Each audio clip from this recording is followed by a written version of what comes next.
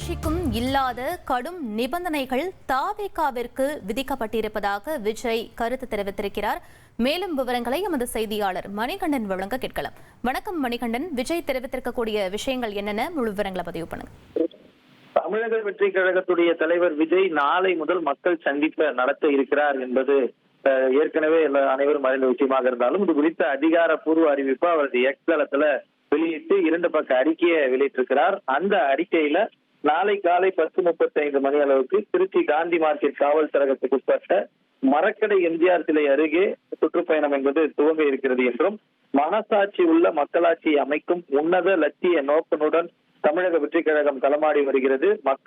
மக்களுக்காக இணைந்து நிற்கும் வாகை சூடும் வரலாறு திரும்புகிறது. உங்க விஜய் நான் வர என்கிற நமது பயணம் தான் தமிழகம் முழுவதுமான மக்கள் சந்திப்பு பயணம் என்பதை தெரிவித்திருக்கிறார். இது மட்டுமல்லாமல் இந்த மக்கள் சந்திப்புக்காக மாவட்ட செயலாளர்களும் கட்சியுடைய முக்கிய நிர்வாகிகளும் காவல்துறை அணுகும் போது பலகட்ட நிபந்தனைகளுக்கு பிறகு இந்த அனுமதி கிடைத்திருக்கிறது. இது குறித்தும் இந்த அறிக்கையில தெரிவித்திருக்கிறார். ஒரு அரசியல் கட்சி தலைவராக ஜனநாயக முறையில மக்களை சந்திக்க விழைகிறோம். இந்நிலையில் தமிழ்நாட்டு அரசியலிலே இதுவரை இல்லாத அளவிற்கு எந்த அரசியல் தலைவருக்கும் செய்யாத வகையில மக்கள் சந்திப்பு சார்ந்த பாதுகாப்பு நிபந்தனைகள் நம் கழகத்தின் மீது மட்டும் காவல்துறை விதித்துள்ளது.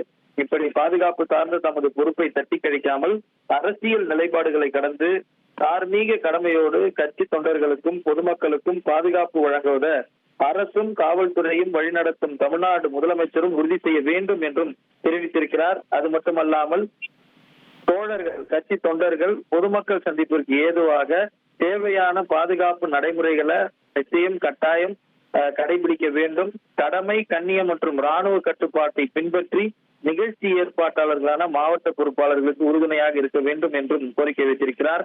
மேலும் இறைவன் அருளால், இயற்கையின் துணையால் இந்த மக்கள் சந்திப்பு பயணம் மகத்தான வெற்றி பெறும் என்று அசைக்க முடியாத நம்பிக்கையுடன் உங்க விஜய் நான் வரேன் என்று அறிக்கையை வெளியிட்டிருக்கிறார்.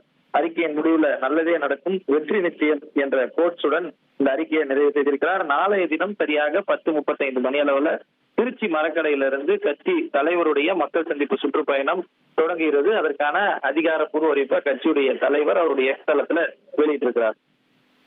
விவரங்களுக்கு நன்றி மணிகண்டன்.